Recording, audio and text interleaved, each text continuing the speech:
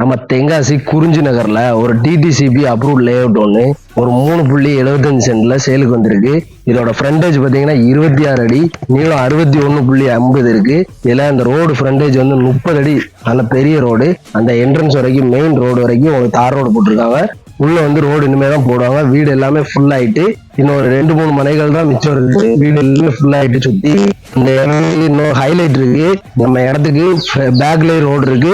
இந்த back road வந்து 23 அடி ரோடு. அந்த தார் ரோட்ல இருந்து மர்கஸ் நகர் போற தார் ரோடு, அதாவது அந்த பின்னாடி அங்க தெரியுது பாருங்க, அதான் மர்கஸ் நகர் பள்ளிவாசல்.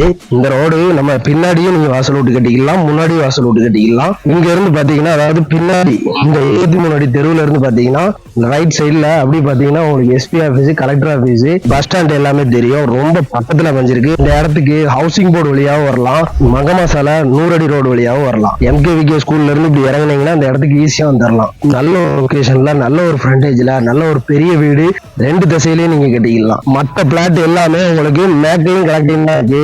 இந்த இடம் மட்டும்தான் உங்களுக்கு வடக்கையும் தெற்கையும் அமைஞ்சிருக்கு. வேணுங்கிறவங்க நம்மளை கான்டாக்ட் பண்ணுங்க, குறிஞ்சின்னு கமெண்ட் பண்ணுங்க, உங்களுக்கு ஃபுல் டீடைல்ஸ் அனுப்பி வைக்கிறோம். இந்த மனையோட மனைகளுக்குமே பேக்ல உங்களுக்கு ரோடு கிடையாது. இந்த ஒரு மனைக்கு மட்டும்தான் பேக்ல ரோடு உண்டு. இந்த ரோடு பின்னாடி வரைக்கும் அந்த ரோடு வரைக்கும் ஜாயிண்ட் ஆயிரும். நீங்க எந்த திசையிலனாலும் உங்களுக்கு யூஸ் பண்ணதுக்கு ரொம்ப பெர்ஃபெக்டா இருக்கும்.